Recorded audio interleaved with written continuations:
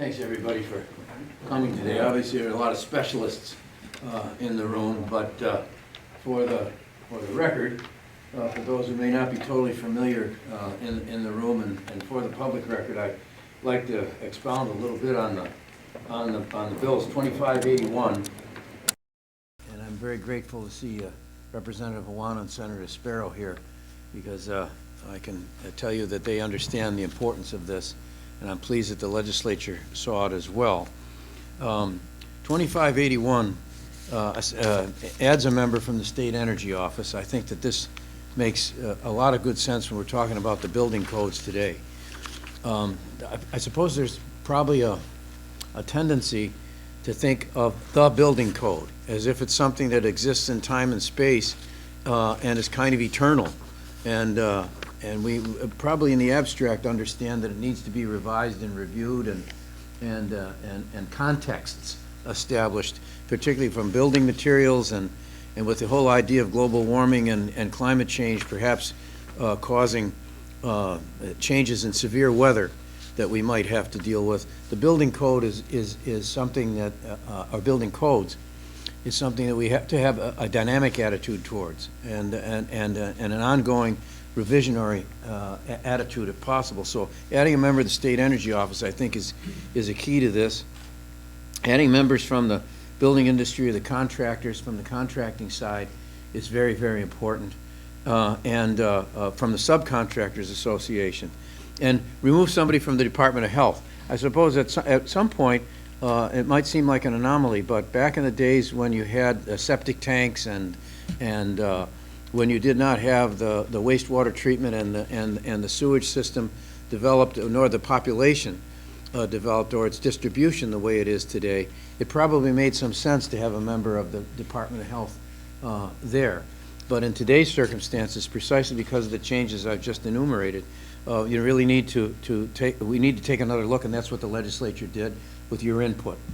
It allows 6 years instead of 3 to adapt new administrative rules, adopt new versions of the model building codes. I think I'll just reference back my time on the City Council to recognize and dealing then, as I did, dealing with the police force and the fire department in particular in those days. This is not an easy task. This is not, on the surface it might seem, okay, we'll just put all the codes together, we'll update everything, and that's the end of it. It doesn't work that way. And it doesn't work that way. We have particular challenges on different islands. Different counties have different tasks that they have to address and assess with regard to building codes. And so I think the giving time to do this thoroughly and to update it accordingly, I think is more realistic and reasonable in terms of a timetable. And this year, the legislature recognized that this should be general funded. This is not something, an added extra. It's not a sideline activity. This is fundamental to the stability of the counties and the state as a whole. And so the general funding for it, I think, bodes well for whatever we have to do in the future. And then 2300, individuals are licensed by the various county fire departments and pass a written exam.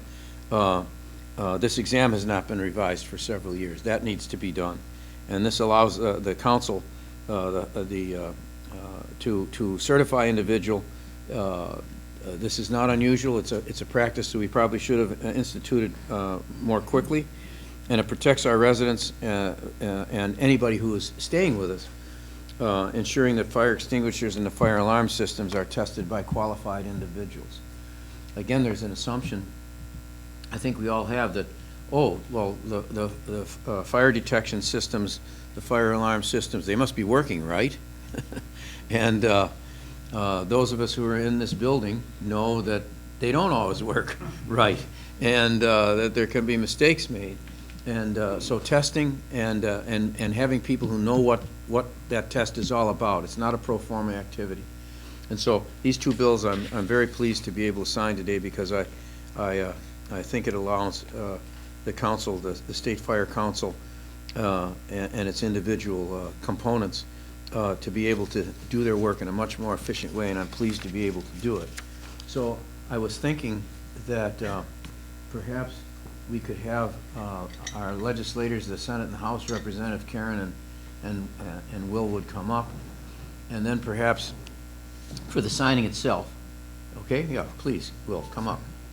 And for the signing itself, and then we can take a picture with the council or with individual departments or all together or as you like, and then everybody associated with it, okay?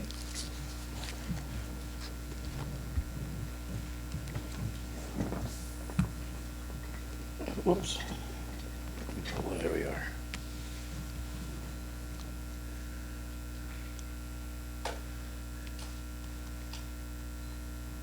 So, Will, I think you have your imprimatur on these bills, and so we'll start the first with the building code 2581. Thank you.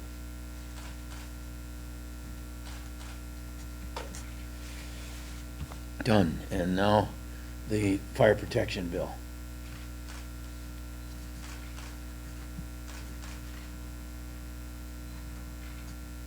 Excellent. Very good. Karen, why don't you hold that, Will? Okay. You'll hold that. We'll just put that down underneath here.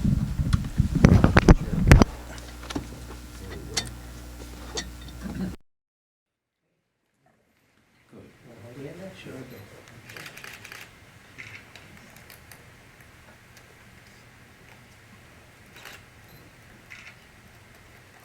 Okay, right here. 1, 2, 3.